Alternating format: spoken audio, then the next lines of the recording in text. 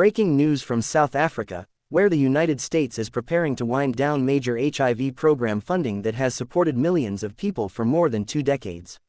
The decision could have far-reaching consequences for healthcare services, HIV prevention, testing, and treatment across the country. According to recent reports, the Trump administration plans to end significant funding support through PEPFAR, the President's Emergency Plan for AIDS Relief.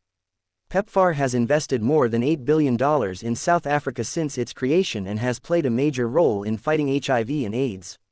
While some healthcare worker funding may continue temporarily, many program grants are expected to be phased out. Africa is home to roughly 8 million people living with HIV, making it the country with the world's largest HIV-positive population. Health experts warn that funding cuts are already affecting HIV services. Reports show disruptions to prevention programs, community outreach, testing services, and support networks that help vulnerable populations access healthcare. UNAIDS previously reported that thousands of HIV response workers in South Africa were affected after USAID-supported projects were terminated, creating significant gaps in service delivery. Many clinics and health organizations now face uncertainty about staffing, medicine distribution, and future operations. Medical researchers and global health organizations say HIV treatment alone is not enough.